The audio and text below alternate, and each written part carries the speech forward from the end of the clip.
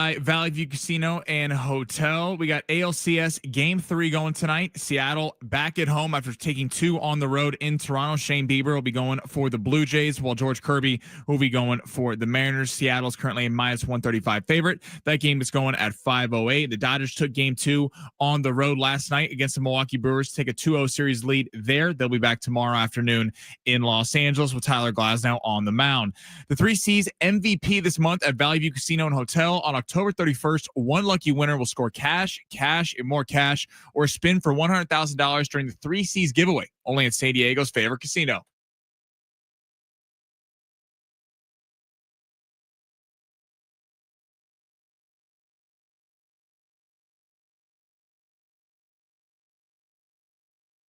Oh, yes, indeed. Let's get it going on a Wednesday. What's going on, everybody? Ben Fletcher, Sammy Long with you till 2 o'clock today. John and Jim will take over then.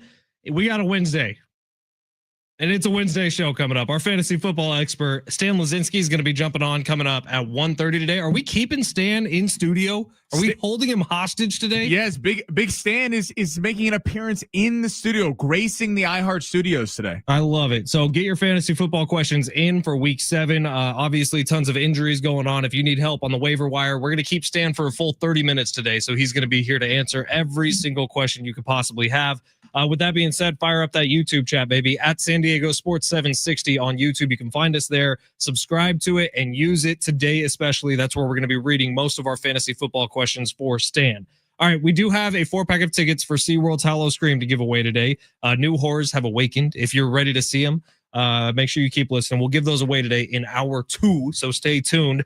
And really, Sammy, you look around the landscape, there's not a whole lot going on today outside of the fact that the San Diego Union Tribune and our friend Kevin Acee have kind of set this Padres fan base on fire once again.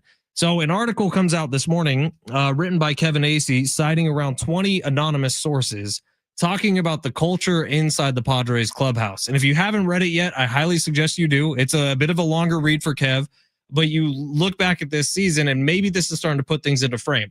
So according to this article from Kevin Acee, there were about 20 different anonymous sources in the Padres clubhouse who said Mike Shildt to players is one way. Mike Shildt to media is one way. Mike Shildt to fellow coaches and front office members is a completely different person. Now, you can read this and think a lot of different things. When I read it this morning, I thought 3 things. First option, this is directly from the office of AJ Preller, ensuring that he has the possibility to sign another manager and keep his job and say, hey, this was not my fault that this isn't working out. This is Mike Shilt's fault that this isn't working out. And if you think that way, great. I don't know that that's where I'm at. Option number 2 in my head is that Mike Shildt is legitimately a piece of garbage and treated people terribly. And that inside those offices, it was really hard to work with the guy who's supposed to be leading the ship acting like that to people who are beneath him. And that could very well be the case. And every word written in Kevin's thing is tried and true. Third option, which I think is the most likely and maybe the most disturbing. Mike Shildt is a normal manager who gets angry and yells. It's the world of sports. This is different. I had a high school basketball coach. He yelled at us a lot. Did I think he's a bad guy? Absolutely not. He's one of the greatest people I've ever met. Mike Shildt is a normal manager and people are maybe a little soft inside the Padres clubhouse. That's most likely to me. And that's also the most concerning because that means now you got players who are coming out and bashing their head coach, their manager. You got people who are still with the organization coming out and bashing their former manager, their boss. And is this organization is this what they are? A very spineless organization that can't handle being yelled at? Because if that's the case, man, well, Mike Shildt put up 4 straight winning or 90-win seasons as a manager in Major League Baseball. It was odd. So reading the whole article again, Kevin Acee wrote it. If you want to go check it out on the Union Tribune, it was weird because Mike Shildt kind of touched on this on this fact that he left St. Louis and it was kind of cited that there was psychological differences about the management wanted to do like more analytics plays, and Mike Shildt was kind of more of an old school style manager of I just kind of go with my gut and do what I'm going to do here. And he kind of addressed the sense that there's rumors about the coaching staff and not treating people fairly. He said, he's like, hey, my thing, he wrote in there about how he got a personal thing from every single person on the coaching staff about what their goals want to be. Do you want to become a manager one day? Do you want to become a front office exec? And his goals were to help them achieve that. it is a very tricky situation. Like we've seen this not even in sports. We've seen this with Ellen. Like remember Ellen DeGeneres? Remember that came out when all the staff said that she was hard on her. Like, well, yeah, like she's running a big time show. Hard business.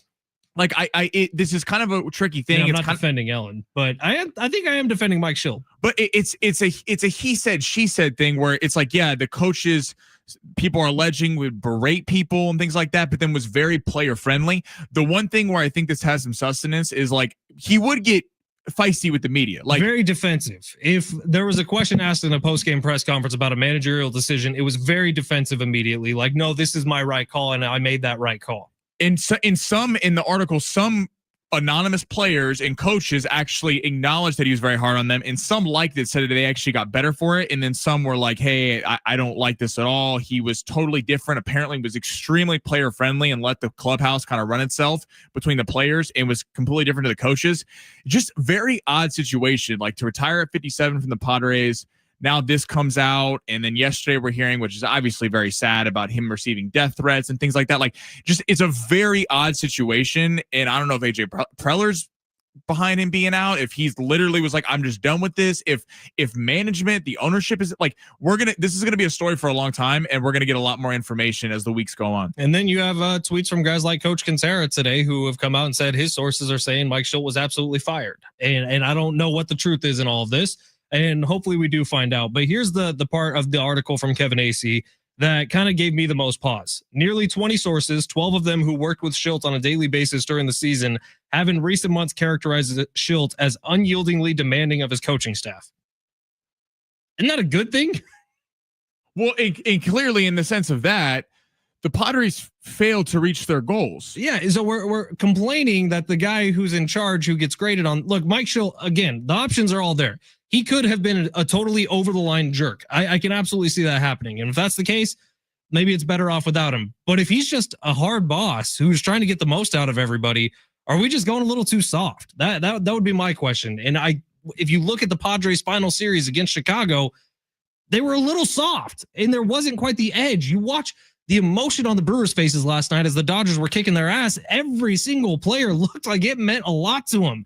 You watch the Padres series, and I don't know that I felt the same way. Right. It feels like you look at the Dodgers, like the best players are the leaders of that team. And you look at Fernando Tatis Jr., you look at Manny Machado, and then you kind of have this story come out about how he's extremely player friendly, maybe a little too player friendly. Players able to kind of do whatever they want, and extremely hard on the coaching staff. So I can see where some coaches are like, hey, why aren't you hard on these guys when they're the ones that going out there and doing it? But it's an odd situation that, again, is turning into a he said, she said. Like, maybe he was an ass to everyone, or maybe he was just hard on them and people didn't like that. Like, it's very odd to hear from a professional sports team where we're hearing about. It seems Charmin ultra soft to me that you're complaining about this guy walking out the door because he was too mean. And he left in the article, the underlying thing, he left $4 million on the table by leaving. So it's hard to think that he was fired, but is this him trying to save face, and he's kind of pushed out by the league, by the team wanting another managerial position? Very odd situation. Maybe I'm reading this entire thing completely wrong. Maybe that's it. But I think that this article from Kevin says a lot more about the Padres who are willing to talk about this than it does about Mike Shildt. Take a little bit of accountability one time is all I would be asking for. And I'm sorry that your boss got mad at you. I'm sorry that your job didn't get done well enough. Maybe I'm reading it completely wrong. That's just how I feel about it. Sammy, let's get to the big three, where you rip through the top stories in the world of sports every single day. Sammy, smash it. Your lunch break is here.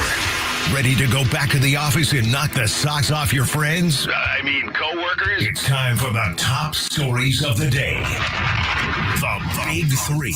All right, let's rip through these very, very quickly. Sammy, where are we starting? Anonymous player on the Eagles tells reporter, so starting to feel like said inside the team in Philly, starting to feel like 2023, where they went 10-1 and they ended up losing 6 or 7 games on the stretch, get bounced by the Bucs in the playoff. Reaction to this? Do you think the Eagles are headed in that direction? You remember Eitan Shander, who's out in Philadelphia, was on our show last Thursday, and he said something similar. He said, I'm starting to get the same feeling I got a couple years ago when they started losing all those games after having a dominant start to the season. And you watch this Eagles team and you're like, yeah, that makes sense. It's undeniable they have one of the most talented rosters in the entire NFL. But this is why Nick Sirianni was on the hot seat just a couple years ago. The year before winning a Super Bowl is because it doesn't feel like everyone's pulling the same direction in Philadelphia. There are some alarming quotes coming out of that locker room. A.J. Brown, after Jalen Hurts talked about a players-only meeting, A.J. Brown saying, what players-only meeting? Not that I was in, after he was explicitly quoted as one of the players who was supposed to be in that meeting. There's some weirdness coming out. I don't think Nick Sirianni is very good at his job. I think he got very fortunate with the roster they had, with the matchups they had in the postseason, and with the fact that they run one play better than any other team in the NFL. Nick Sirianni's job is to keep everyone happy in Philly. Obviously not doing a very good job at it. Couldn't agree more. I think we're looking at a guy, he is a Super Bowl winning head coach, but he invented a play that now in the Super Bowl, give him credit, that blew the Chiefs out. They didn't really need the play, but that play certainly carried them there. It just feels like a lot of personalities in this locker room. It's almost like, they say, you ever watch that movie Miracle about the 1980? It's like my favorite movie ever. Sammy, the Miracle on Ice. Come on. Greatest ever. It's like there's something to be said when you have too many stars on a team and they took a bunch of college kids and they didn't take all the best players. What team are you on? Huh? What team are you on? Team USA. Thank you, Sammy. You would have even had to run one wind sprint. They all had to run like 50 because they were all saying North Dakota State. Yeah, one of the greatest scenes in history. But into that sense, like there's a lot of big personalities on this team. A.J. Brown. I mean, Saquon Barkley, I don't know if he's a big personality, but he's a star player. Devontae Smith. There's a lot of big Jalen Carter. A lot of big egos on this team. And then you start with Nick Sirianni, who is a massive ego. It feels like you got a collection of stars and you're trying to have all the mouths to feed. And now you're seeing backlash in the media because you're responding to the media says you don't give Saquon enough touches. So you give him a gazillion touches. You say you don't throw the ball enough. Now you're trying to prove that. It feels like they're not playing sound football. And I think you could be heading in that direction a little bit. All right. So head of the NBA, Russell Westbrook goes to the Sacramento Kings today, signs right before the NBA season. Reaction to him going to a team that's not really in contention, and where would you put Russell Westbrook in terms of KD wanted him last week, Kevin Durant wanted him on the Rockets, kind of spurns them and goes to a team that you're not thinking is in serious contention. I unfortunately think this falls in very much line with everything else in Russell Westbrook's career. By the end of it, Russell Westbrook may have Hall of Fame numbers. Does Russell Westbrook stand out as a Hall of Famer to anyone? No. But can the numbers get him in? Potentially. So I think Russell Westbrook is going to yet another place where it's not necessarily about winnings, but it's about maybe stacking up some more triple doubles. He's going to be excellent for your fantasy basketball team. He's going to put up a lot of triple doubles, but this is a guy that year that he set the record, Sammy, what did OKC end up doing that year? Right. Nothing. Exactly. I mean, he had Serge Ibaka, Kevin Durant, James Harden, and then he was in Houston with a stack roster. This guy has also never been confirmed, but there were times in games where Serge Ibaka was literally stepping out of the way of rebounds so that Russ could get him. That had to be a conversation. Dude, there's times where he would be almost intentionally look like missing layups to get put back. I mean, yes. Russell Westbrook he's a guy. He's your vintage. At his prime. He's a very good player. He is not the number one on a championship winning team, except he needs the ball to be effective. He cannot play off ball. And this is why it didn't work with, Hall of Famers all around him. And he was in LA with LeBron and AD. Kevin Durant plays James Harden. It's a thing here. It makes a lot of sense to me that he's not going. It's interesting that Kevin Durant tries to kind of reach out to him, and he's not going to Houston, who really needs a point guard and has a legit chance to win a championship. All right, number 3. So this is kind of interesting. So Jerry Jones, the Cowboys are obviously still in it. They are kind of, I guess, exceeding expectations after the Micah Parsons trade. Jerry Jones quotes and says, the boys are still in it. He is open to a defensive trade. Does the fact that the Cowboys are still in contention make it worse or better that they traded Micah Parsons? That's a great question, Sammy, because you can look at it both ways. And you can take the position that you and I have mostly taken. Okay, well, if you're thinking about going to get a defensive player at the trade deadline, why wouldn't you just keep Micah Parsons?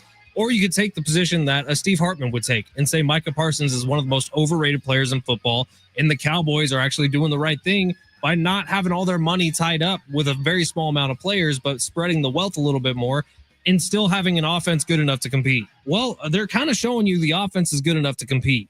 And Dak Prescott playing at an MVP level, which he has a lot of times during regular seasons, he's just kind of disappeared late in seasons. Right now, I look at their division as wide open because I think the Eagles are at a really, really bad spot. The Cowboys could be a playoff team this year, and they should be adding to this defense, which has been really bad. And moving Micah Parsons maybe is giving them the flexibility to add a couple of pieces at the trade deadline rather than having it all tied up with him. It just feels like, if again we go back to if Micah Parsons had been traded before the draft, where it makes perfect sense. You could have, because it's not to be fair to Jerry Jones, and he got crushed for trading a generational player. it's not like the defense was good with Micah Parsons. They just had a generational pass rusher who the pass rush was good, but the run defense was an abomination last year, just like it is this year. And I mean, you're kind of looking at it going, why would you sell what you got? You got the whole point of trading Micah Parsons is you got picks to go rebuild a defense. Trading picks at the deadline to try to get an impact player that's not going to be Micah Parsons, by the way, is just, then why didn't you pay Micah Parsons? It feels like, Jerry, let the season play out, unfortunately. I know it's Dallas and you want to be in contention every year. Let it play out. And then next year, try to rebuild this whole defense through the draft. I feel like this is rushing. Yeah, but don't you think the Cowboys are going to be right there with 4 or 5 teams battling for a wild card spot? It's a shame that you're probably going to waste a Dak season where he's playing outside of Baker Mayfield as an MVP outside candidate. of a Dak injury. I feel like the Cowboys are good enough to be 5, 6, or 7. The problem, though, is the defense is so bad. It's not a player away. This is not like you need a pass rusher or a corner. They need help at multiple levels. Trading draft picks to get an impact player, I think, is the wrong move. With the NFC as wide open as it is right now, I agree with you. Long-term success, probably better off just waiting till the end of the season, using those draft picks you got for Micah and trying to build a young defense. But at this point, the NFC, who's going to be the top of it? The one thing that they have going, we'll get to break here, is that Philly does not look like they're going to have a dominant reign, even though Jalen Hurts is a young quarterback. They got a lot of contracts to play. Matthew Stafford's getting older. Like some of the teams at the top of this thing, Detroit's got a lot of people to pay. It doesn't look like there's a dynasty that's ascending right now in the NFC, so you could play it out for years. All right, it's San Diego Sports 760. We are live on the iHeartRadio app. You could also watch us on YouTube at San Diego Sports 760, like our buddy Jerry, who says, hi, guys, usually listening, but today I get to watch on YouTube.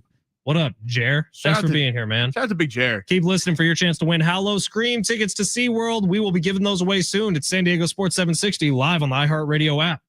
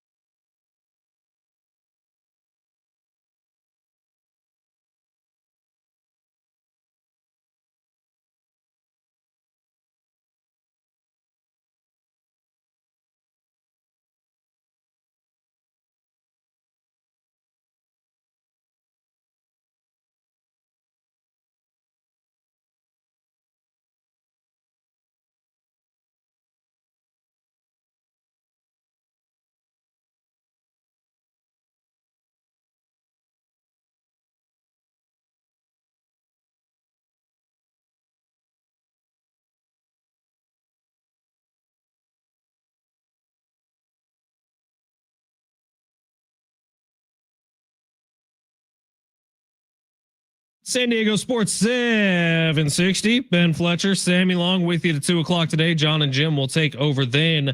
We do have our fantasy football expert coming up at 1:30 today. His name is Stan Lazinski. You can find him at dynastypricecheck.com. He's been great to us this year. He's coming in studio today. Big Stan. We're going to take a full 30 minutes with Stan, so start loading up your questions on YouTube at San Diego Sports 760. And of course, on the text line 70470, start your message with team. We do have a bunch of texts here loading up on the Padres, who, if you missed our open, there's a scathing report out in the San Diego Union Tribune about Mike Shildt and the way he managed the Padres, specifically this last season. There's about 20 anonymous sources in there, all of them saying around similar guidelines that Mike Shildt was a very different person in front of the media, in front of the players, than he was to his inferiors, some of the coaches on his support staff. And if you want to get in on that conversation, text us 70470. Start your message with team. We'll get back to it coming up next. Right now, we are sitting just a couple of weeks away. November 4th is the NFL trade deadline, and there are going to be some stars on the move. So the NFL trade deadline usually is kind of a boring affair. Usually the big trades will happen right before the draft, right after the draft. Usually around November 4th, there's maybe one or two moves you can look at. I do think this year is going to be different because we have seen a bit of a separation, and there's going to be so many teams that are uber competitive, especially in the NFC, that there are going to be some AFC names who hit the move.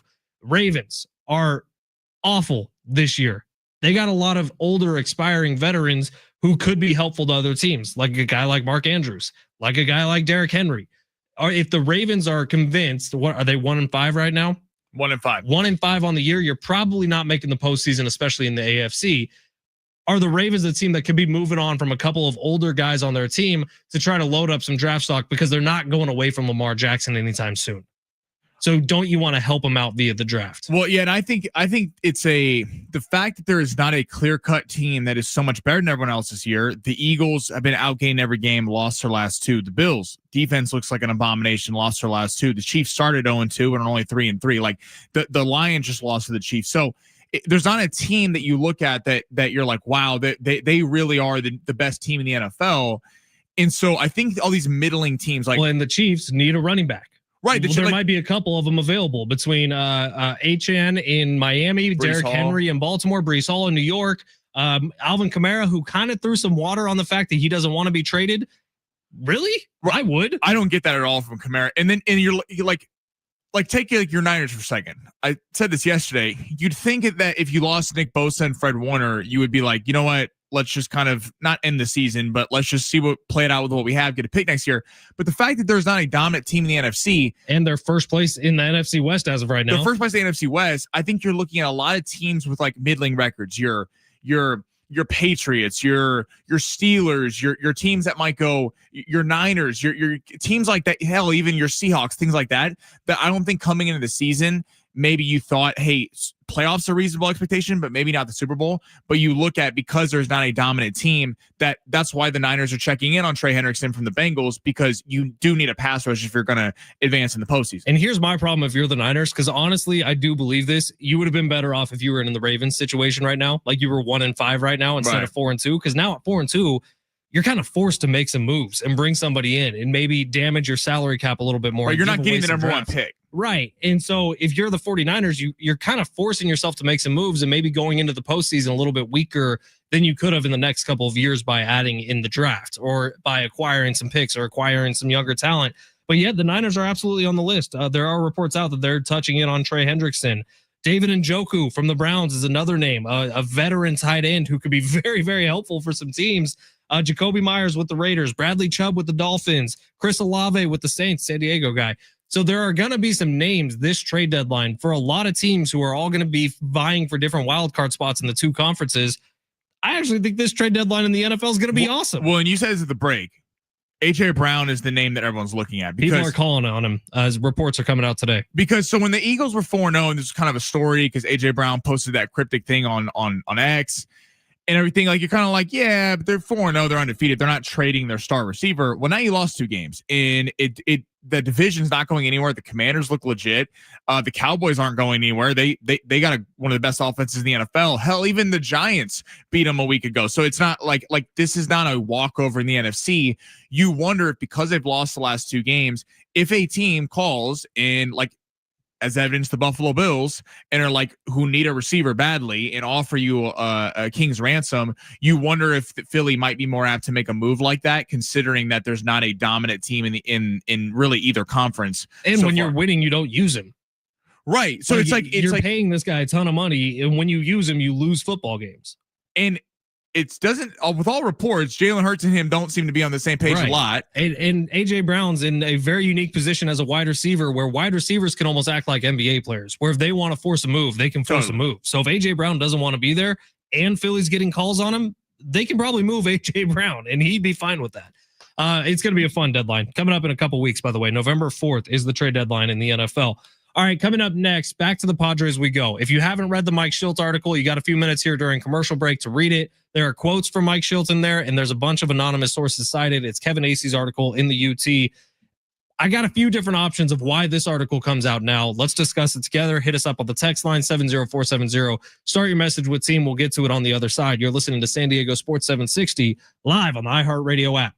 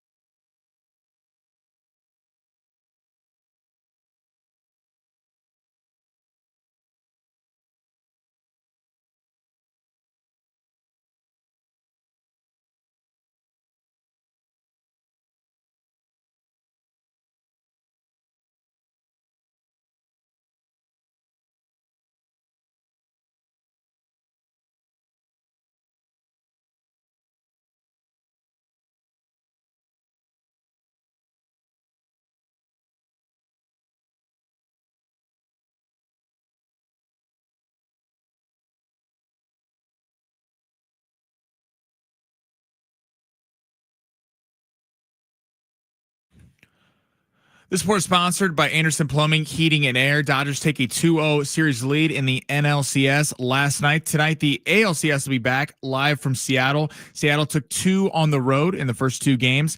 They will be looking to go take a 3-0 series lead. That game gets going at 5 o'clock, and the Lakers will be back for their 5th preseason game tonight against the Dallas Mavericks. Getting a look at Cooper Flag there. That game gets going at 7:30. Dallas is currently favored by 8.5. Need HVAC. This month gets 0% for 18 months on a new system. Schedule your free proposal at AndersonPHA.com. Anderson, fast and reliable.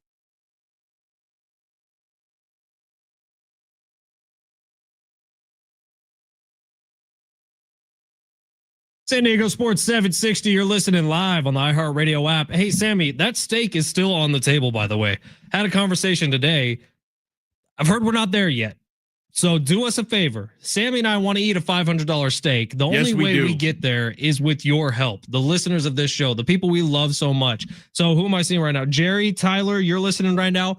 Do me a favor. Open up the free iHeartRadio app. Search San Diego Sports 760. Find the little preset button. It's a plus sign, like 2 + 2 = 4. Find that plus sign. Add us to your presets. If enough of you do it, Sammy and I are getting taken out and wined and dined. And that's all we want. I was talking to Mary earlier, our program director. I was like, what do we need? She goes, more. I go, are you just not wanting to take us out to a There's a steak dinner? number on it. I just don't know what that number is. And I know thousands have already done it, but we need more. We need thousands have already, but it's never enough. We should have got Mary in here on the day we did it. Yeah, we should put a number on it. Mary!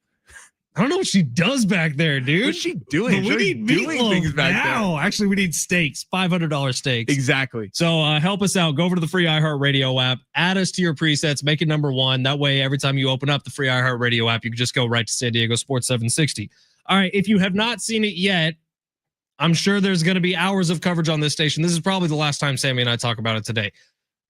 In the Union Tribune this morning, that's the newspaper here in town, Kevin Acee, he's the Padres beat writer, wrote a 5 or 6 page long essay. It was long. It was a long read. Kevin's usually are kind of your in, out, wham, bam, thank you, Pam. This one was a little bit longer. Lots of sources, lots of them anonymous, quotes from Mike Shildt in here where he talks about, look, I hate the fact that I'm letting people down, and that's a big part of the reason why I'm retiring. Think about what you will about what Mike Shildt says. The important stuff is Mike Shildt was very taken aback when he saw some of the anonymous sources within the Padres clubhouse, 12 of whom worked under or with Mike Shildt on a daily basis. And all of those reports are saying similar things. They're saying, look, Mike Shildt's bedside manner is bad when he's dealing with people who aren't playing on the field, but people who are working in the building. He's abusive. I don't know if that word ever got thrown out there, but that he's very harsh with people who either work directly under him or with him in the Padres front office. Now, think what you will about that. In my eyes, the reason this comes out 2 days after he retires, there's only 3 options. A, hit piece directly from AJ Preller's office. AJ is working with his own job security, trying to make sure he's the guy who hires the next manager. So he's saying, look, this wasn't a thing like Bomel where it was disconnect between me and Bob. This was, you know what? Mike Shildt's just kind of a jerk to everybody, and people had enough of it. And instead of trying to work ways around it, he's just deciding to retire. I could very see that being a real possibility, is that AJ put that out there. Option number 2, Mike Shildt ran the worst office in all of baseball. It was legitimately a huge jerk. Option number 3, and there's 2 things here. This is either the most likely and the most worrying one. The Padres are Charmin Ultra Soft, and they can't deal with someone yelling at them. We all have bosses. We all get yelled at by our bosses. I know the world has gotten a little bit better about stuff like this, but it still happens. Sammy and I get yelled at. We get told we need more people to go to their presets, and we work a steak out of it. That's what you do, right? You try to work out. You bribe people for steak. You look at things to work them the best to your favor. Text line is kind of on our side here. 858 says, seems like the Padres need to start over from the beginning. After every coach, we hear more and more and more. Sleepy Bob ran from this club for a reason. Sounds like Shildt is getting out while he can. I will say I had some texts with people who cover this team very closely that said something similar, that no one wants to jump to conclusions, but it feels like Mike Shildt is getting out before it's too late. Well, that's where, like, when he throws around the word retirement, and again, he said retirement from the Padres, not retirement from baseball. He's 57 years old. Now, that is not unless you're on a sabbatical and want to change professions, and that's perfectly fine. You want to do that. But by the way, he's single, no kids. Mike Shildt has made a lot of money in his career. And I'll be honest, if I make a bunch of money, I would probably be okay retiring too. Yeah, but it's an But odd. I would hope Sammy wouldn't go to the newspaper the next day and talk about how awful I am to work with. Or maybe you would. I don't know. No. I think we're buddies. Well, of course we're buddies. But like it's weird that the series of events. So this kind of is a bombshell out of nowhere. We're talking about for the last couple of weeks after the Padres get eliminated. Is AJ Preller back? Is Mike Shildt back? And the funny thing was, a lot of the conversation, even though you and I are both on the same page, that I don't think the Padres' failures are really on AJ Preller as much, was around AJ Preller, not as much Mike Shildt. This comes down, Mike Shildt retires, and then it comes out. And again, want to repeat, this is very sad. The fact that he was getting death threats, that was kind of a big thing when this all came out on Monday. And then all of a sudden, and then the AJ Preller comments yesterday talking about how it's kind of news to us. We were planning like he was going to be here. Right. And then the hit piece comes out. I'm not saying AJ Preller is behind it. I'm not saying I would be shocked, utterly shocked, if he's not one of the anonymous sources. He talked to players. There was some kind of rumblings in there that him and Preller didn't see eye to eye. It's very odd because I think the narrative, even nationally, that was getting covered on this, on MLB Network and everything, was why would a team like the San Diego Padres, if you look at all the openings, the Padres on paper are the most attractive opening. You get to live in America's greatest city. You have stars on your team. You made the playoffs last year. You've been a perennial playoff team the last 6 years. Why would a guy retire from this job at age 57? And it's funny that now 2 days later, it's kind of a little bit of a hit piece about how he was an ass. People hated him. The coaching staff hated him. He's not who you think he is. Like, it's just, it's unfortunate because we had to deal with last year ownership, this whole back and forth. And now this, which is still ongoing, by the way. And now this is the new thing. Oh yeah. That's just simmering in the background, waiting to explode. Well, and again, we're talking about Fletch. You and I were talking the other day in the text line, who's going to be the next manager of this team? If I'm a big name, if I'm a Bruce Bochy, if I'm a guy who's like considering this job, I got major questions. Like, why can this team not keep a manager? I'm really glad you brought this up, Sammy. And here's why I say you're spot on with this. I think that's another part of the timing of this article coming out and kind of putting some of the blame on Mike Shildt.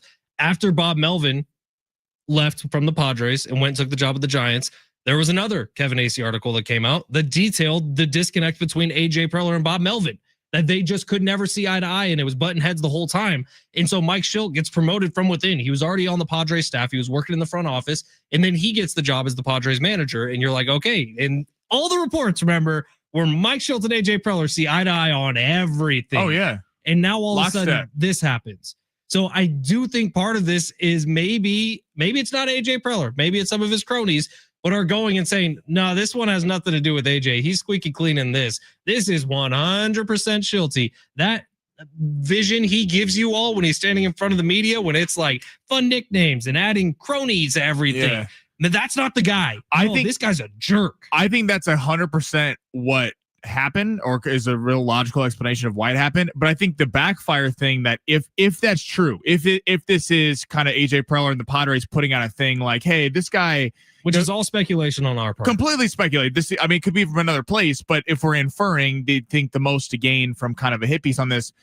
The downside of that, though, is again, every manager that comes in here is going to go, well, wait, so if I don't win a World Series the next 2 years, I'm going to have a hit piece wrote about me. Right. I'm going to kind of get trash without direct names behind the organization if I don't. And by the way, an organization that doesn't spend money. Like, I understand when the Yankees, man, Aaron Boone gets crushed, or Dave Roberts has gotten crushed from the Dodgers and the Yankees or the Mets, teams that spend money. Okay, but those two teams you just mentioned have had managers for the last 10 years. Exactly. And that's AJ Preller has said that. He said that with Jace Tingler. I see him being here as long as I'm going to be here. He said that with Bob Melvin. Bob Melvin's here for the long haul. He said that with Mike Shildt. Mike Shildt is going to be here for the next 10 years. And yesterday, AJ Preller said, yeah, our next guy we want here for the next 10 years. Well, something's not working. There's some sort of disconnect, and there's one common denominator. And I think he's done a good job, believe it or not. I think so too. And then it's also, but it might be time for a new voice in the room. I hear that totally. And that's kind of the conversation like people are having in the NFL. Like, John Harbaugh is a fantastic head coach, and people are talking about in Baltimore right now, do you need a new cook in the kitchen? Same thing with Sean McDermott and the Bills. It's like, you can't keep running the same thing back every year. And I'm not calling for AJ Preller's job, because again, I think he has actually done a much better job than a lot of people give him credit for as GM of the Padres. But it's just, I'm curious going forward, is this team run by ownership, or is this team, like, how much say is Manny Machado. And when is John Seidler going to get to a microphone? When is he going to get to a microphone, number one? Where are these guys? And then Manny Machado and Fernando Tatis, how much input are the stars of this team going to have, who, by the way, both did not produce in the postseason, going to have on the manager position going forward? Man, this is not a front office I would want to be working in right now. Hell no. And everyone, we have to also remember, like, when we say we think AJ Preller does a good job, that's on the very public facing side of being a general manager, making trades, building farm systems. And he has proven that he's good at that. I think we can say that for certain, although a World Series is not netted from anything AJ Preller has done. That's true as well. But you look at the moves and you can find the logic in all of them. There is a whole nother side to being a general manager, and it's being a manager, being the people person in the place. And I think that it's fair enough to say at this point, AJ Preller is terrible at that. Because how much turnover you know what's weird has about there the Padres? been? You don't hear a lot from ownership. You don't hear a lot from anymore. We heard from Peter all the time. It was great. It was fantastic, and fantastic owner, by the way. And now it's like it's devolving into a little bit of a reality show, and it's disappointing that a team that has potential, has very good pieces on it, and it feels like the last thing this team needs is a reality show going on upstairs, and that's what's happening. And a lawsuit added on top of that. All right, that might be it for me today on the Padres. I don't know how much more I can do, Sammy. It gets me in this space, and it makes me upset. That's not fun. It's a Wednesday during the NFL season. We got fantasy football to talk about. We got trades to talk about. Read a couple more of these texts. 858, Padres team of the decade in the 2030s. We got 4 seasons to rebuild. Yeah, it was like 4 years ago that the Padres were the team of the 2020s. All right. It's always later. 408 breaking news. The Padres are now changing their name to Madres. #soft. That's how I choose to read this situation. I'm like, have you really never been yelled at by a boss before? It couldn't have been. It's a bad look for the like the coaching staff. By the way, I think it says a lot more about the anonymous sources than it does about Mike Shildt. Yeah, it's like also first off, put your name on it. Say it with your chest. I would have 100 way more respect if. This is not Ruben Niebla to not say this. I'm just using him as an example. If Ruben Niebla, I highly doubt it was Ruben. Or I don't think so either. I got 2 names in my head as to who it is, and it's AJ and Eric. Like if you, and again, I'm not saying Ruben Niebla said this, but I'm saying if you took someone there and said, I think he was this, I don't think he was good for this team, then you go, all right, like at least he put his name on. Anonymous sources are just, it's like, what are we doing here? Who has the most to benefit by this article coming out? AJ Preller. And ownership even more than AJ Preller. So that's why I threw Eric Grupner's name in here. Who needs to have a squeaky clean image when it seems like everything needs a restart on it? I'm not saying that's what it is. Can I put allegedly on all this so I don't turn around and get sued somewhere? But it seems pretty obvious. How many days before we hear about the season ticket attendance holder? And they already all went up.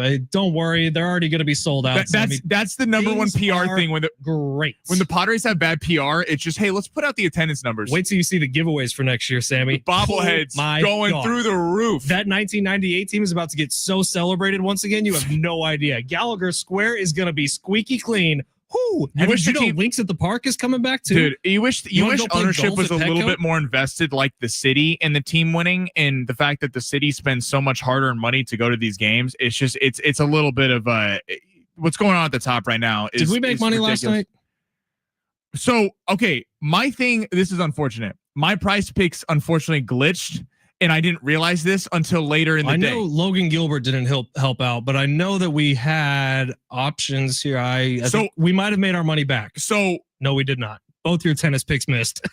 Oh, tennis didn't come through. Oh, not even close.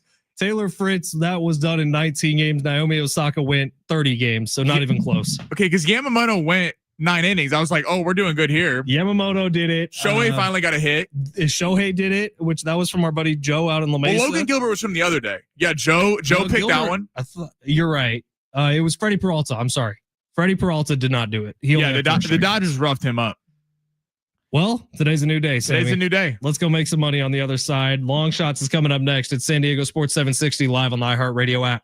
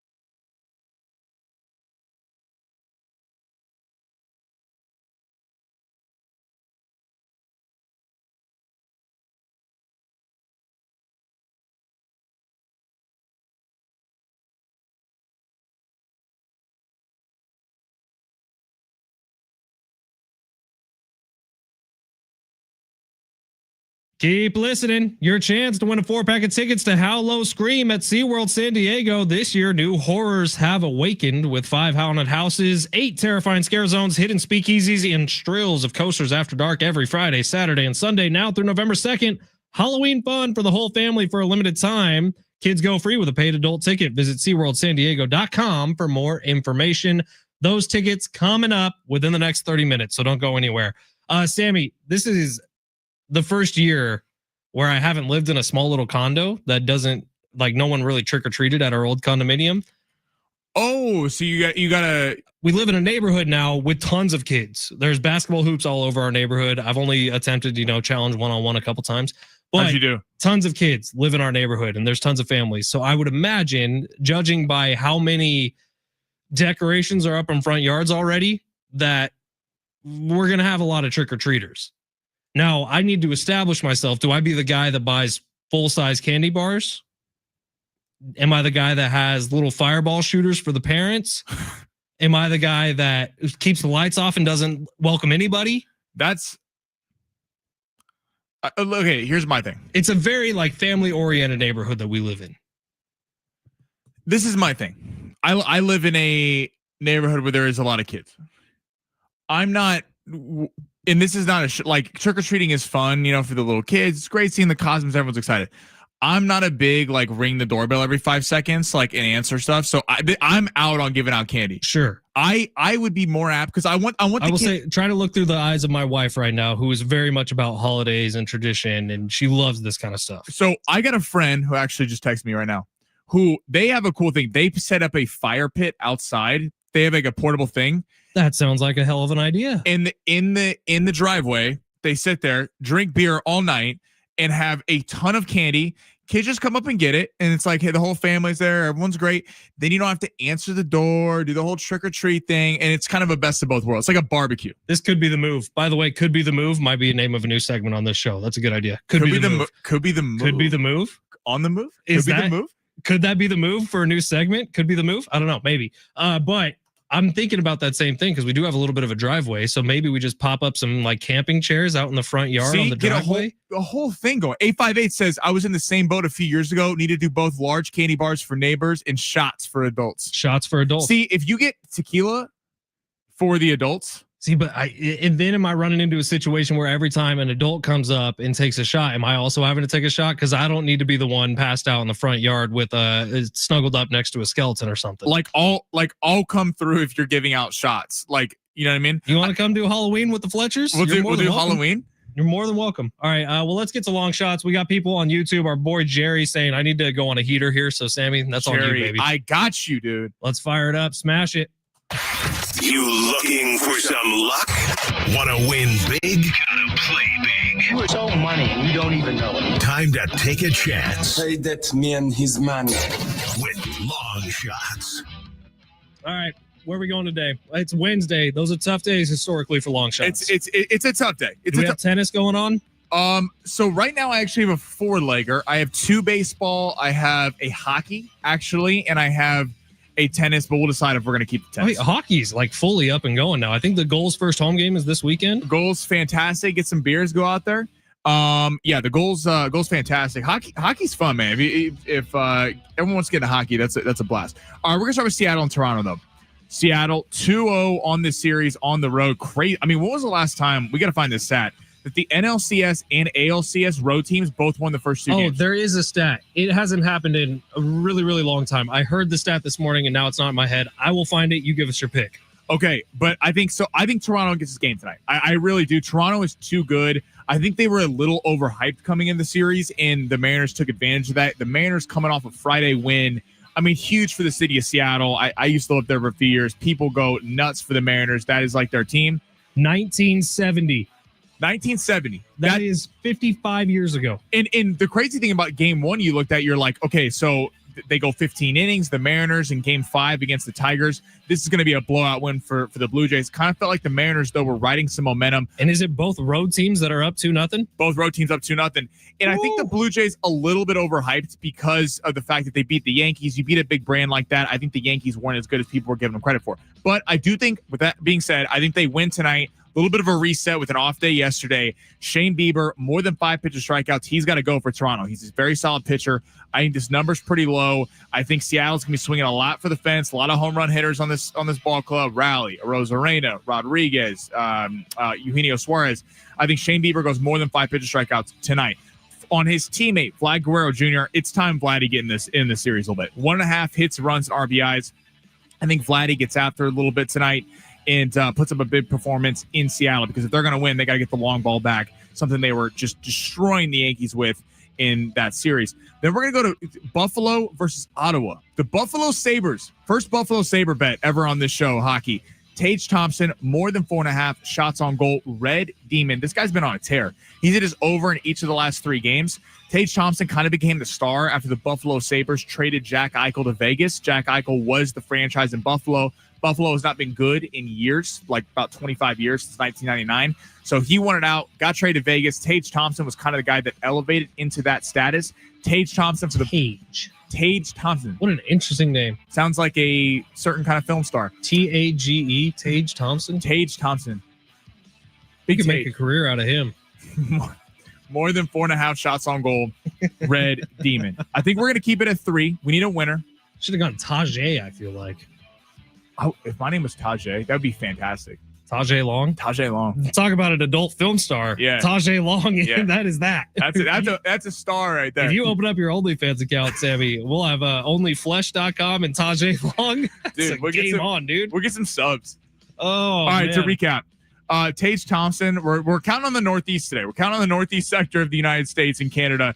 Tage Thompson, more than 4.5 shots on goal. Red Demon. Shane Bieber, pitcher for the Toronto Blue Jays, more than 5 pitcher strikeouts. And then Vladdy, I think, hits a big home run tonight. More than 1.5 hits, runs, and RBIs. What would your OnlyFans name be? Never mind. We're not going to do that. Hit us up on the text line 70470. Start your message with team. Give us an OnlyFans name. Are you power playing this or flex playing this? We're going to power play because it's Red Demon. Okay. I like it, though. I feel confident about this. Tajay Thompson, you better come through. Shots on goal. It's all we need. We don't even need goals. We just need shots on goal, repetitive. He also is on the power play, which is a big deal for them. That means more shots. Hopefully they get in some penalty trouble. All right. Tyler is saying, hell yeah, Fletch, fireball shooters for the parents. Love the way you think. I don't even like fireball. I just like the packaging of fireball. Like you could buy that bucket of shooters for like $20. That feels like the winner. The shooters, I think that's a good idea. Jerry says, looking for a heater from Sammy on long shots. Let's go. Big Sammy, Jerry. you got a lot of pressure on you, man. We need a... The only problem real quick with doing the fireball shooters is you can't accidentally let one of those slip into the jack-o'-lantern.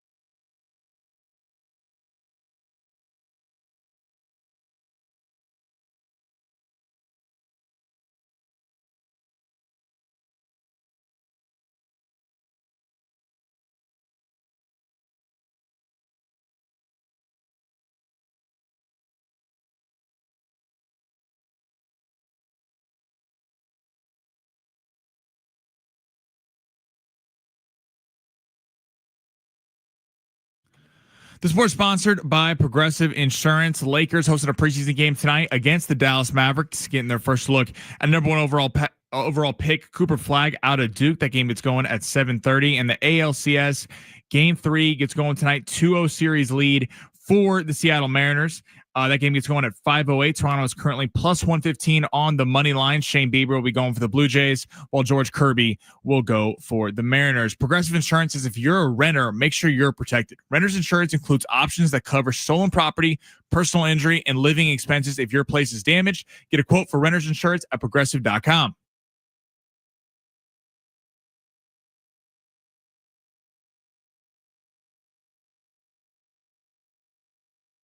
Believe it or not, we are still here. We are still alive. We are not fired. All right, we're not going to out who did that, but it actually wasn't Sammy or myself. Thank you, our buddy Tyler, who said, did Fletch spill his coffee all over the computer again? No. Good pull, Tyler. I would never do that. I've never done that once in my life.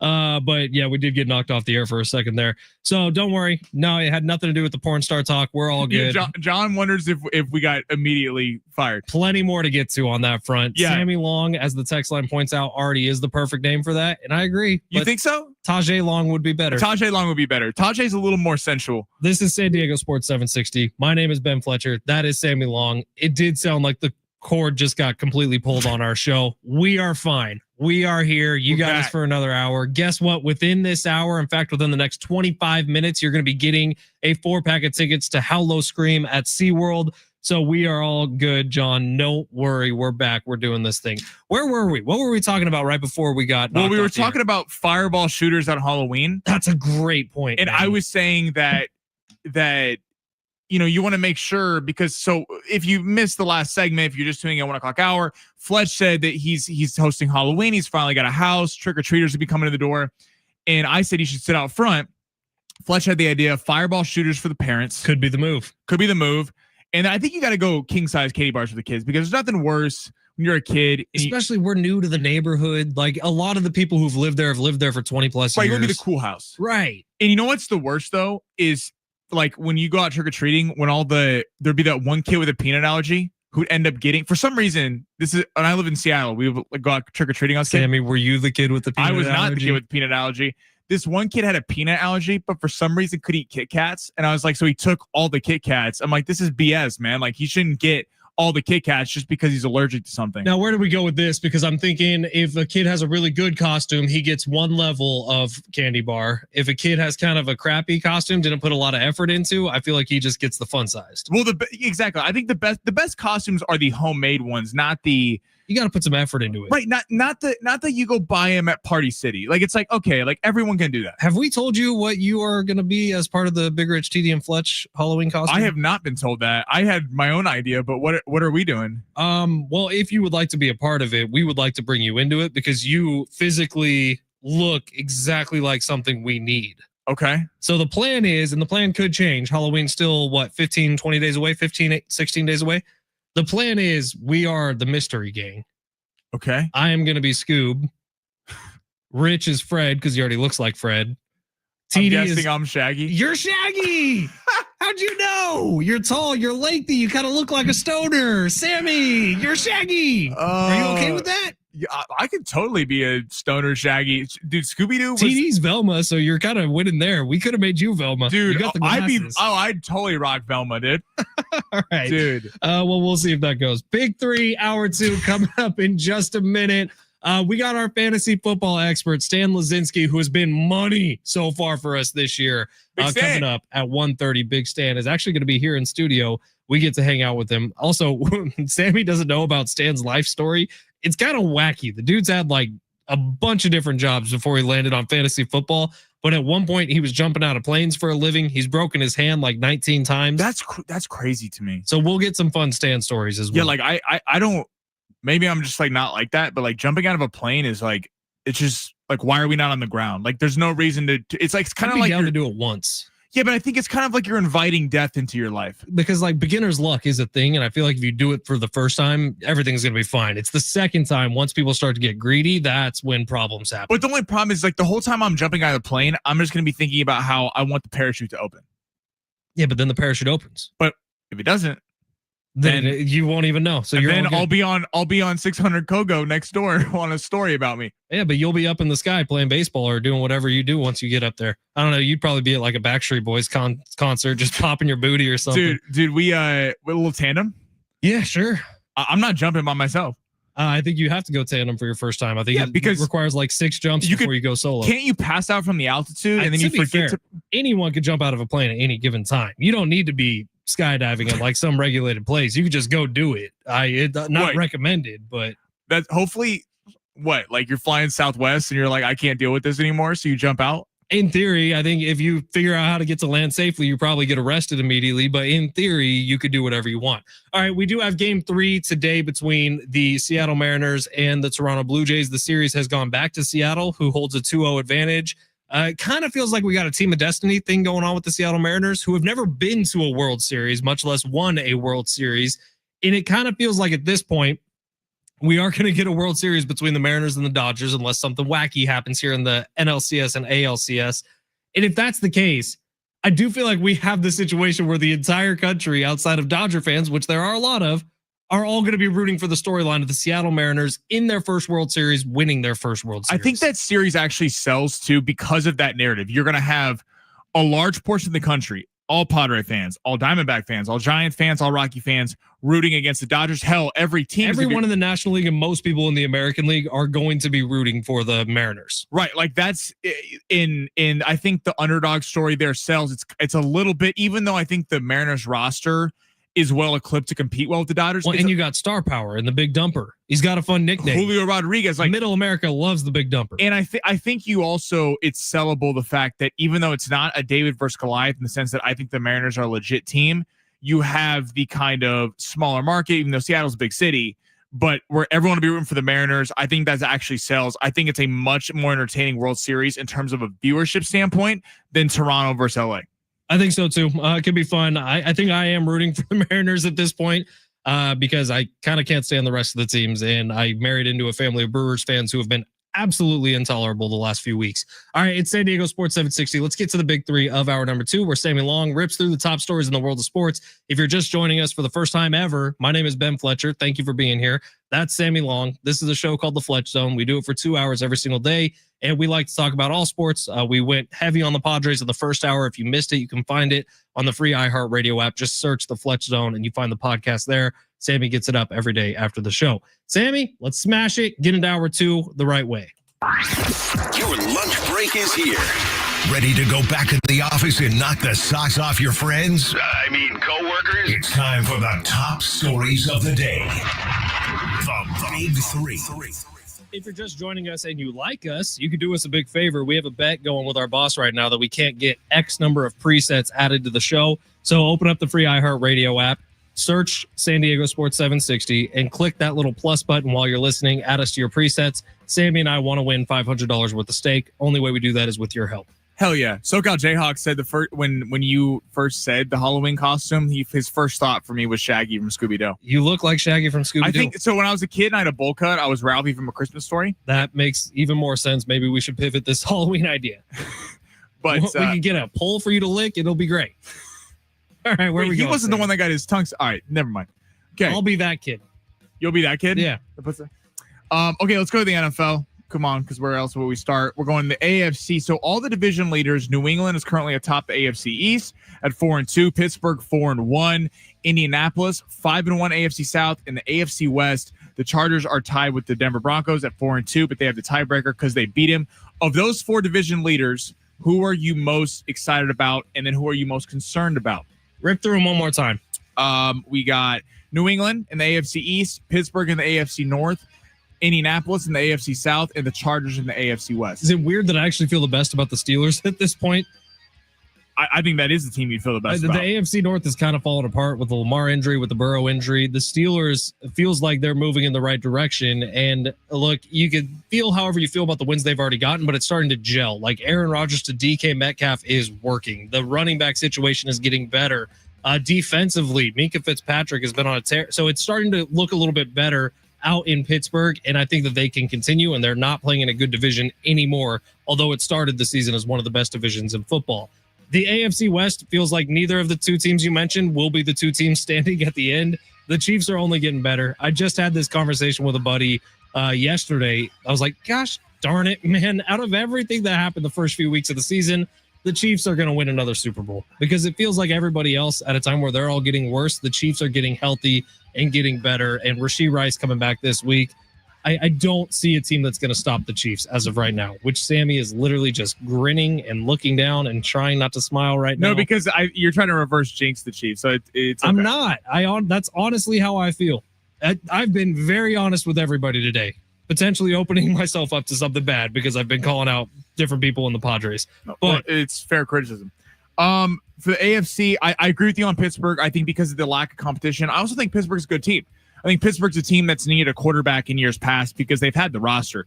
They have perennially had one of the best defenses in the NFL, if not the best defense in the NFL for years now. And it just feels like now they got a few more weapons with DK Metcalf. The running game is better. The offensive line is better. They could not get the offensive line and quarterback right for years. Aaron Rodgers is a massive upgrade over what they've had the last few years, and the offensive line has been better. So I think Pittsburgh's the one that stays here. I feel good about New England in terms of where they're going. I do think the Bills win the division. The Bills' schedule really lines up despite the Patriots beating them. But I think that New England's a playoff team. I think Indianapolis will get caught by Jacksonville. I know Jacksonville put up a clunker against Seattle. I think that was a lot coming off a big victory against the Chiefs on a short week at home. You don't believe in Daniel Jones? It's not that I don't believe in him. I just think Jonathan Taylor, potential MVP this year? The Jags' talent will exceed them. Think about this. In Jonathan Taylor's worst game of the season, statistically his worst game of the season this year, he had 3 touchdowns. Yes, but the problem with the Colts, look at the teams they've beaten. And I know they should have beaten the Rams because Mitchell dropped the touchdown or dropped the ball when he's running the end zone. I think when the competition steps up, like we'll see they're playing the Chargers this week. Chargers a little banged up. The Chargers are a solid team. We'll see. And the Chargers, I do think the Chiefs catch them. I think Denver even catches the Chargers, not because the Chargers don't have talent. It's because they're not there. The biggest thing working against the Colts is the finish to their season. They got the Steelers coming up in a couple weeks. They got the Chiefs coming up in a few weeks. Falcons, Texans, Seahawks, Niners. Like the finish to their schedule is very, very tricky. Totally. The beginning has been very easy. I think the AFC West has 3 really good teams minus the Raiders, but I think the Chargers' injuries are way too much to handle, and I think the Chiefs are just a better team. The Colts also play the Jags twice in the final 4 weeks of the season. So that'll come down to that. I'm excited for that. All right, let's go to the MVP odds. So Patrick Mahomes, after Sunday night's performance, becomes the league favorite, actually. Can you hear the eye roll? This is pure per FanDuel. Mahomes is plus 200. Josh Allen is plus 300. Baker Mayfield, who a lot of people would have as the MVP right now, plus 350. Drake May checking in at plus 1,000, followed by Jared Goff and Matthew Stafford. Where's Jonathan Taylor on that list? Let me find it. No love for JT. Look, he's lower than Daniel Jones. So I understand this. Baker should be the favorite at this point if you were only counting what's happened so far. The problem with Baker Mayfield and the Bucs is that generally this is a bit of a popularity contest, which Baker can win. There also comes into play best player on best team. And if you've been watching the Bucs this year, yes, they're winning a lot. All of them are come from behind victories. All of them have been Herculean efforts from Baker Mayfield. All of them have been close games no matter who they're playing against, whether it's the top of the league or the bottom of the league. So moving forward, you would imagine they're not going to stay this good in one possession games. They're probably going to regress a little bit. Whereas, like I just said with the Chiefs, they're getting better. Man, look around football. Whose roster is better? There's not many of them. They have little things they need to clean up. Sure, they need to add a running back. Of course they do. But Rashee Rice coming back this week, all of a sudden this offense can take another step forward. And if Patrick Mahomes is who we all think he is, which he absolutely is, they'll be just fine. What's going on with the music? Is that my ears or is that something that's happening? I think the music sounds fine in my ears. We got some scratching going on. I don't know what's going on. We'll figure it out at break. But what's that? Are they messing with our show again, Sammy? They didn't like the fireball shooters to parents. They Mahomes. So yeah, Baker Mayfield would be the MVP right now. I'm surprised Dak actually isn't in that top 5. I know that they lost last week to the Panthers, but it's not really Dak's fault. Dak and that offense putting up massive numbers. I do think Patrick Mahomes based a little bit on projections, and he has been, even though the Chiefs started 0-2, like Mahomes has played well in every single game this season. The reason that they've lost 3 games isn't exactly on Patrick Mahomes outside of the pick 6 against Jacksonville. But even then, you could really blame that on special teams is awful. The defense is really awful in that game. I think Mahomes certainly is atop it, right behind Baker. It's funny how with Mahomes, it's like the fact that the Chiefs' running game has been suspect, and the fact that he's been the leading rusher on the team multiple weeks in a row, and he has multiple rushing touchdowns this season, is actually helping his MVP case. As a Chiefs fan, I would like to see Mahomes run less. I want the Chiefs to get a running game because I don't need Mahomes getting his head ripped off. But in terms of the MVP race, it does feel like it's helping him in the sense that he's had to do a little bit more despite the Chiefs' woes. I'll be in Vegas next week. Where should I be sprinkling? I'm thinking a little parlay. Go MVP, Offensive Player of the Year, Defensive Player of the Year, Rookie of the Year, and Coach of the Year. See, I like bets for the future. A little 5-legger. And that gives you a reason to go back to Vegas if you put enough money on it. Exactly. We should cook one up. We'll cook one up. We got one more quick one.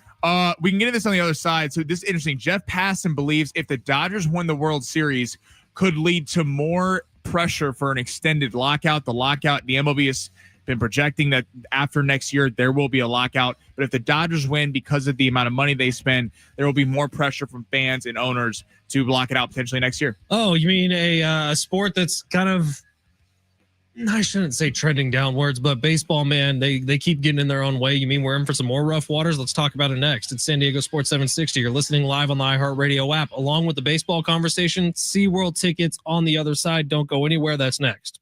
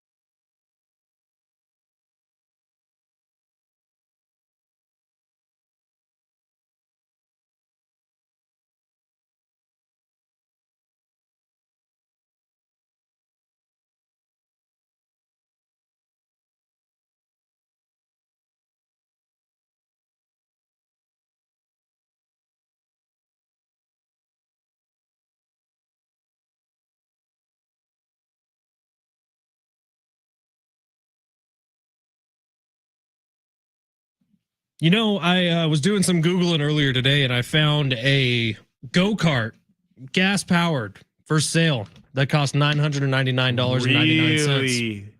Funny I should say that, because right now we're giving away $1,000 every hour from 6 a.m. through 6 p.m. How much is the go-kart again? $999.99. So you could buy the cart. You still got a penny left over. And you could go get a Snicker bar. Yeah.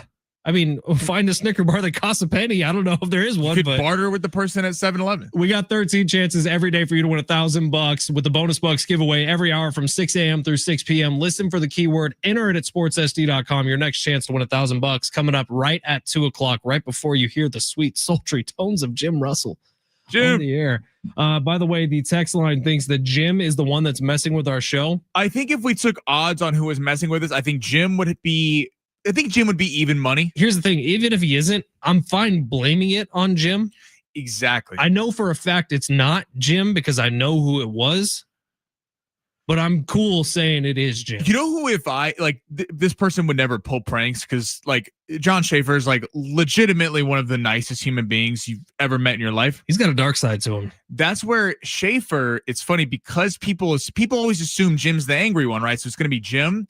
But Schaefer could really pull some strings and be pulling some pranks, and people are automatically going to think it's Jim or Brent. And John's really the one pulling the strings behind it. Sammy, are you familiar with a movie that came out early on in Christian Bale's career where he played the character of a gentleman named Patrick Bateman? Do you know this movie? It's called American Psycho. Yes. Doesn't John Schaefer give off a little American Psycho vibe sometimes? Like it's almost too squeaky clean. Like when he's Wall Street, he's hey, I'm Patrick. Nice to meet you. That's, you know what he gives off?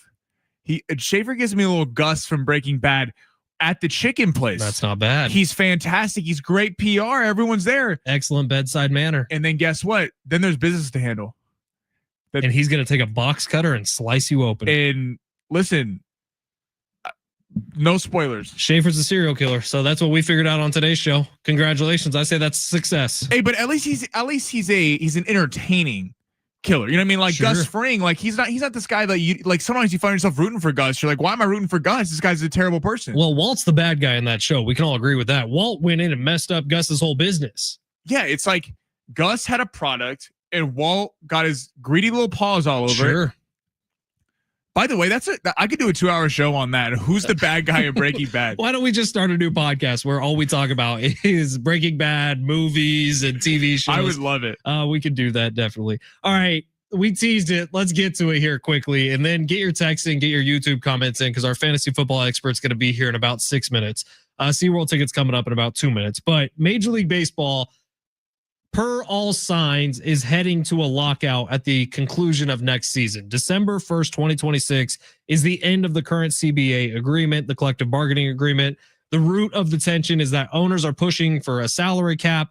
Players strongly oppose a salary cap because they believe that'll lead to some sort of institutionalized collusion at the ownership level of Major League Baseball. So the sides could not be further apart right now. Most likely, this is going to lead to us missing some time of the 2027 Major League Baseball season. I believe I have that right. Now, Jeff Passan has a story up today, and Sammy, help me out here. What was that headline? Jeff Passan thinks that this year's Dodgers team, if the Dodgers win the World Series because of all the criticism of the fact that the Dodgers and the Yankees and the Mets basically outspend everyone, and especially the Dodgers with the deferred money, there will be more pressure from not only fans, but other people around baseball that they need a salary cap. And if they don't get one, there will be a lockout sooner rather than later. So if we're being completely honest, I kind of thought that the way the Padres began this decade was that the Padres would be this team that were pissing everybody off, because Peter Seidler was pissing everybody off because he was a quote unquote small market owner who's spending like a big market team. Now, a lot of that might come back to bite the Padres. We'll see how the next decade goes for San Diego. At least they went for it, though. Right. But the Dodgers, who have the capability to do this not just once a decade, but year in and year out, have a lot of teams around Major League Baseball, maybe outside of the Yankees, outside of the Mets, who are ticked off because they're doing these little loopholes where they're adding all these deferments, how they're pushing things way down the line, how they're paying Tanner Scott, who probably doesn't deserve He hasn't close to pitched in what the he's getting. postseason yet. Right. And he's what, 4 years, $80 million? Yeah. Like no other team in baseball would sign that contract. And most teams could, but wouldn't. So that's where people get pissed off. So if the Dodgers, this continues to work, this continues to prove themselves right by winning World Series after World Series, yeah, owners across the league, not just the Players Association, is going to be upset about it. Well, and we've gotten into it about how it's ridiculous there's not a salary cap. The NBA and NFL have salary caps. Every other sports league has one except for Major League Baseball. The NBA did this right, and the luxury tax is confusing, and it's confusing with all these different kind of things. But the NBA has done it really well in the sense of that they made a salary cap important because otherwise the Lakers and the Knicks and the Celtics would literally be in the championship every year because they would just outspend everyone. And the fact that if you draft a player, you're more likely to be able to pay them more money with the Supermax. The other thing with this, though, is there needs to be a salary cap floor because in baseball, like no other, 15 the Rays need to spend $100 million a year. The Pirates have a elite pitching staff, and they will never win a World Series because they literally will not spend money to even compete with the big dogs in MLB. Right. There's certain teams that are just excellent in the draft. Tampa Bay Rays. I would put the Pittsburgh Pirates in there. The Oakland A's for decades were great in the draft, but before they paid anyone, he was gone. And they know they're not winning a World Series before the season begins. But they're going to cash that revenue sharing check every single year, and they're going to be able to pay for all their expenses. So yes, baseball needs work, and probably as fans, nobody wants to see game times missed. We're going to see game times missed. The hope is that as fans of baseball, we get a better product on the other side. These two sides are so far apart. This was once described to me by somebody who worked in baseball as you can feel a lockout coming because it feels like a storm is coming. Yeah. And all you're wondering is how big that storm's going to be when it hits land. This one has potential to be a massive storm, but we still got a year. And I don't think anything happens at the conclusion of this season. At the conclusion of next season, you're going to hear a lot and it's going to get ugly. And Sammy and I will be here to provide entertainment. Probably more Breaking Bad talk if the Padres are off. Probably lots more. Vince Gilligan, you're going to need to make some sort of spinoff here. We need more content. All right, quick break here. Fantasy football on the other side. Stan Lazinski is going to be here in studio answering your questions. So get them in on YouTube at San Diego Sports 760 on the text line 70470. Start your message with team. Any fantasy football questions? We got a guy for that. That's next.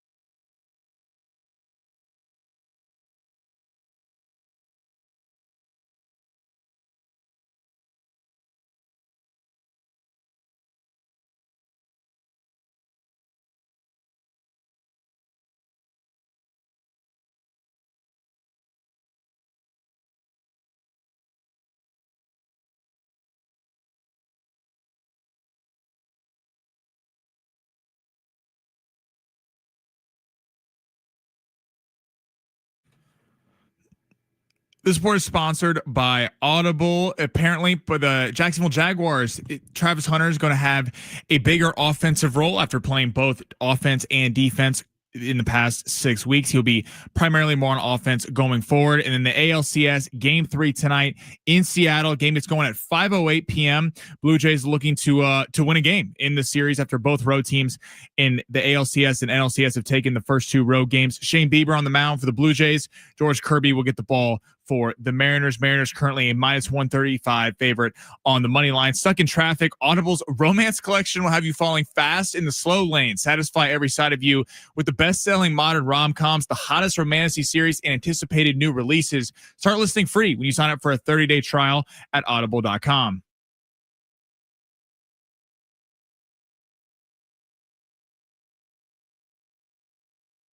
San Diego Sports 760, Ben Fletcher, Sammy Long with you till 2 o'clock today. John and Jim will take over then. I forgot to do it, Sammy. I didn't give away the SeaWorld tickets. We'll give it away next. I'm going to put that one on you. That one's on you. On me? 100%. Or it's on Jim Russell, who we like to blame everything on. But special guest who usually joins us around this time on Wednesdays is here in the flesh. Stan Lazinski, DynastyPriceCheck.com, is wearing his Mariners jersey. Yes, sir. All of a sudden, the bandwagon is back in full force. Stan, what's going on, brother? Good to see you. Good to see you guys. Big game for my Nerds tonight. Very excited. Chance to take Game 3 at home. You call them your Nerds? Nerds. Is that what people call them? It's true. Big Seattle lingo over there. Go Nerds. Where you from in Seattle again? I grew up in Issaquah, Washington, so just on the east side, and then moved to Redmond for high school. That is crazy because I lived in Bellevue for years, and we used to play Issaquah like all the time. Like, It's a small world. So if you've been listening the last couple of weeks and you're like, what the hell does Stan look like? God, he sounds so smart. He sounds so hot. Go over to our YouTube page at San Diego Sports 760. You can check Stan out there. And we'll be taking some comments on YouTube as well as the text line. So 70470, start your message with team. Any questions you have for Stan Lazinski, our fantasy expert, DynastyPriceCheck.com owner, get them in over the next 30 minutes. We're going to keep Stan. All right. Before we get to any sort of fantasy football stuff, Stan, background on you, true or false, or I guess over under 5.5 times you've broken your wrist. Ooh. Barely under, but it's a very close line. What's a barely under? I think we're at 4. We're at 4 pretty confident. And why? What are you doing to do this to yourself? You know, man, I can't keep myself out of harm's way. We've done it through soccer, we've done it through skydiving, we've done it through motorcycles, and then we've done it again through skiing, you know. So we've had some issues. So I gotta ask, what got you into skydiving? Like, as someone who, like, I can't even fathom like the parachute not coming out. Yeah. Maybe I'm just not built like that, but like that's just me. Like, so how many times have you skydived? Oh, hundreds, thousands. Honestly, like the craziest thing is, you know, like skydiving for me was just something that I really wanted to do when I was, you know, a young kid. I know it sounds like a sick puppy out here, but I grew up watching that MTV Nitro Circus show, you know, with Travis Pastrana ripping the dirt bikes. I grew up dirt biking in the Pacific Northwest, and I was like, all right, I got to get out there and jump someday. My mom, my dad were always like, I don't know, like that seems like a fun, you know, idea, right? Yeah. Turned 18, day I did. I went to Skydive Snohomish. Shout out the hometown Snohomish. I was just at a wedding in Snohomish. There you go. And they took me for my first jump. I remember landing. I turned around to the instructor and I said, hey, man, how do I get to where you are? And then started taking the classes, ramping it up, moved down to San Diego, got to jump in the sunshine. Dude, we're all trying to be like Stan, man. I don't know if we are. Jumping out of plane sounds kind of scary. December 6th, Nitro Circus is going to be here in San Diego, by the way. No way. Sammy and I have been trying to get our hands on that somehow or another. All right, we got plenty of fantasy football questions, but first, how did we get into fantasy football? Because you were doing a million different jobs, and then all of a sudden, just this year, right? You went full-time fantasy football. This is your only job, DynastyPriceCheck.com. How did you come to terms with doing that? Honestly, man, it was one of those things where, you know, we all grow up trying to figure out our lane, figure out where we want to be in life, you know, and I did the tech circuit, you know, working at different tech companies, doing project management, you know, Salesforce software development, all that kind of stuff. Just wasn't for me, you know, like I wasn't happy. I wasn't content. I had a chance here kind of while I was, you know, in between my travels and moving home to change my careers a bit and decided, you know, time to lean all in on one thing. I know I want to work in sports. This is going to be the launch point. Let's start with fantasy, something I'm very good at. And we'll see where we, you know, go from there. And are you yeah. are you making money? Is rent hard? Or what's No, I mean, yes, I'm making money. Not enough to be like. Ask him how much he makes per capita, Fletch, No, before it's not- taxes on air. I'm saying, like, is this a possibility? Because maybe Sammy is done with this gang here, and he's gonna go be a fantasy football guy. Yeah, I mean, it's a lucrative business, guys. It's a lucrative business. No, I mean, I can't tout myself over here like I'm driving some Mercedes AMG or anything. Stan's rich. We see that Ferrari you pulled up in. I'm working hard. Oh yeah, the Ferrari's in the lot. All right, let's get to some of these questions. Text line's loaded up. 70470. Start your message with team if you got questions for Stan, who's our fantasy expert. 858 says fantasy question. I got 3 players, 2 spots. Jalen Waddle, Jameson Williams, Xavier Worthy. What do I do? I'm going to go with Jalen Waddle for sure is a lock there. Outside of that, I'll take Xavier Worthy. I think J-Mo is way too boom bust for me. Obviously, he's got these big games where he goes for 26 points, then he'll fade into oblivion with 5 points. It's too inconsistent for my lineup. Are you worried about the Dolphins offense moving forward at all? I was, but there's certain players on that offense that I just trust to perform. At this point, like Devon Achane, he's a lock for me. Jalen Waddle, he's a lock for me. And ironically, until I see otherwise, and he fails to reach the end zone, Darren Waller's a lock for me. But outside of that, I'm not touching anybody on that Miami team. 615 is asking Stephon Diggs or Romeo Dobbs, full point PPR. It's Stephon Diggs by a country mile. We could build a Walmart in between the gap of those two players. You're talking about a guy who's, finished top 10 in every season he's been healthy for the last 6 years versus a guy who's just a fringe flex option in Romeo Dobbs. 858 says I have Pickens in my flex spot. He's been killer without Lamb, but it's time to is it time to ship him off at a trade before CD comes back? That's a great question. I was talking just last night about how I do believe that George Pickens is a very solid sell high candidate. Now, I'm not going to lie to you. I still got George Pickens finishing as a top 16, top 17 wide receiver on the season. So he'll still be productive for you. I'm not panic selling by any means. But if you do have the opportunity to tier up at this point and take George Pickens, add a little bit of a sweetener like a Zach Charbonnet, work your way up to Garrett Wilson, who's going to be out for a week or two, I think that's a great trade. How do you feel about Xavier Worthy with Rashee Rice? A lot of people stashed him. Do you downgrade him or Tyquan Thornton or like what are you feeling there? To be completely honest, I know it's going to sound funny, but I actually moved Xavier Worthy up with the return of Rashee Rice. Like right now, they're asking Xavier Worthy to do things that he's really not structured for. Catch those passes underneath, try to gain yards after the catch. That's Rashee Rice's job, and we all know it. This is going to allow Xavier Worthy to really take the top off the defense and open up more deep play for him. I think Xavier Worthy is going to be one of those guys that is a solid wide receiver too through the rest of the season. Our buddy Trey on YouTube saying I traded Quinshon Judkins for Dallas Goedert. Good trade or bad trade? Whew. If you're really tight end needy, I could see making this deal, but personally, I'm gonna deem that one as a bad trade. I'd rather have the running back. Stan, there's someone on YouTube named Rachel who's saying you're hot. How much did you pay Rachel? I had to feed a lot of money in that direction. Stan's got the look, man. Rachel's all over it. Do you know Rachel, or did we just spark a relationship? Oh, no. I know Rachel. She's my girlfriend. She's just supporting out here shout out to Rachel. Like a real one. We got Mrs. Stan in the chat. What's going on? I got extra supportive on the line here with backup coming. Stan Lazinski joining us. He's our Dynasty fantasy football expert. DynastyPriceCheck.com is where you find him, streaming live on TikTok every single night. YouTube as well. Dynasty Price Check. Everything.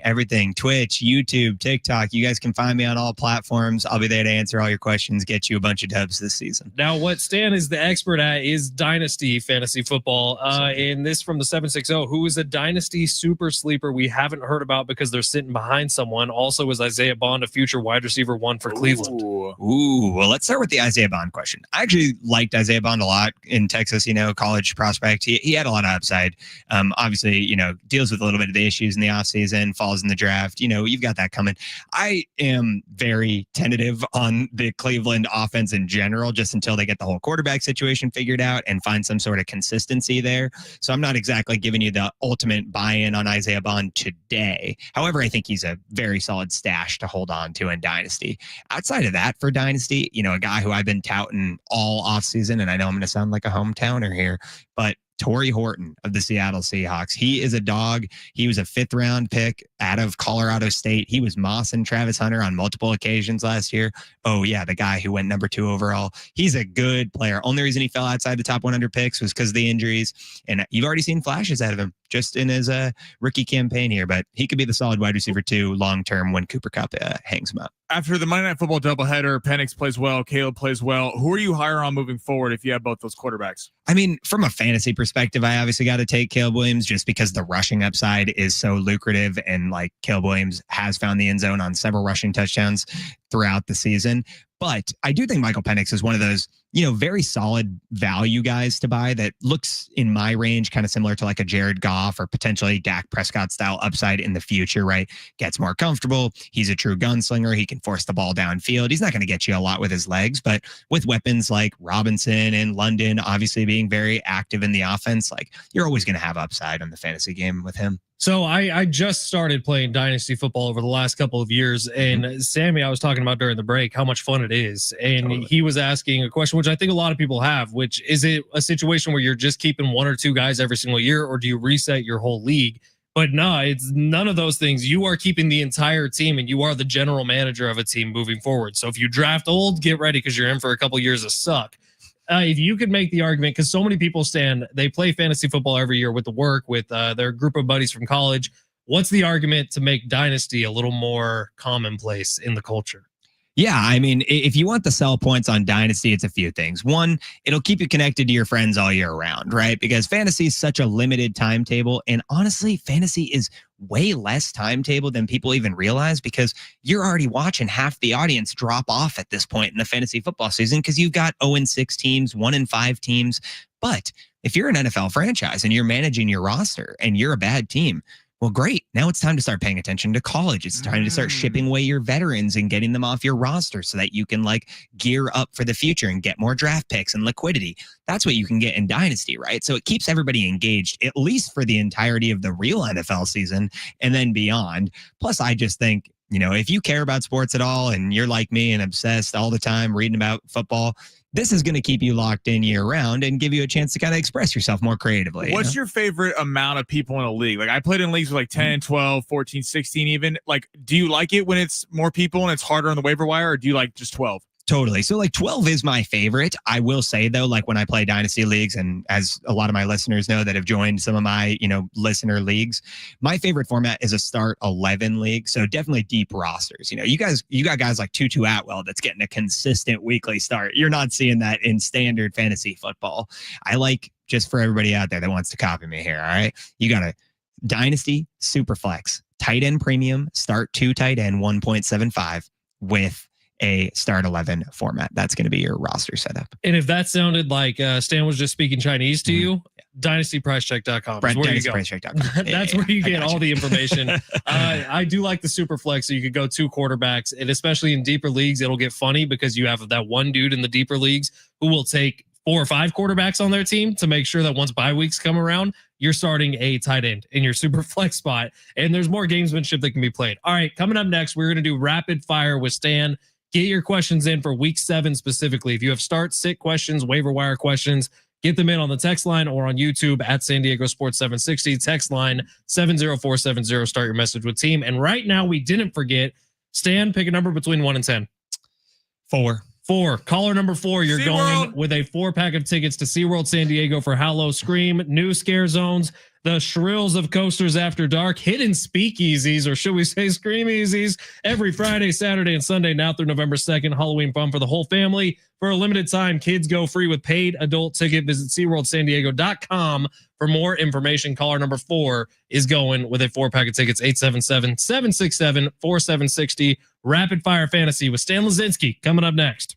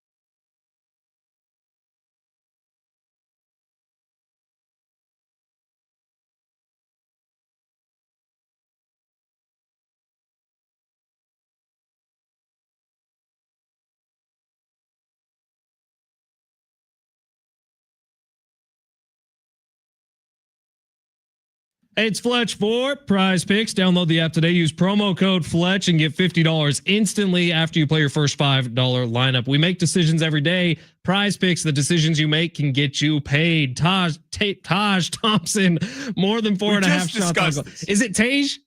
It's Tage Thompson. Tage Thompson, more than 4.5 shots on goal. That's a red demon. It's going to get you a higher payout. Shane Bieber, more than 5 pitcher strikeouts. Vlad Guerrero Jr., more than 1.5 hits, runs, and RBIs. That's a 3-leg lineup you can put in on Prize Picks, and it's going to get you paid. I've been playing on Prize Picks since November of 2023. One of the most fun and easy ways to get in on the action here in California, where, let's be honest, there's no ways to get in on the action. All you got to do is pick more than or less than on at least 2 players' stat projections. Takes less than 60 seconds to set your lineup. It's the best way to win cash on sports you're already watching. I call it my sports watching companion. Sits right next to me on the couch. Doesn't get in the way of my nachos. Doesn't try to split any of my appetizers. Download the Prize Picks app today. Use promo code Fletch, and you can run your game all season long, because on Prize Picks, it's good to be right.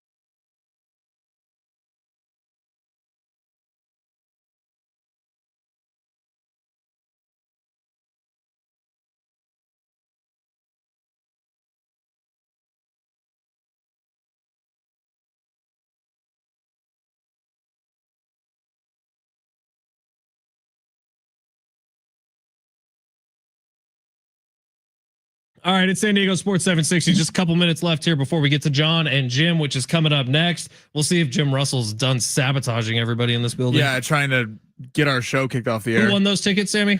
Alexander, our guy. By the way, Alexander said to tell you that he will not be wearing a no boo necklace at Hollow Scream. It's a bad move, Alexander. You're going to get freaked out, and that's on you. But it's kind of the point of going to a haunted house. All right, rapid fire questions. Stan Lazinski is here. He is our fantasy football expert. You can find him at dynastypricecheck.com. Dynasty Price Check on all social media. He streams live every single day. 615. If Puka Nacua and Tutu Atwell are both out this week, is Jordan Whittington worth a waiver pickup? He's wide receiver like 5 on the Rams to start the season.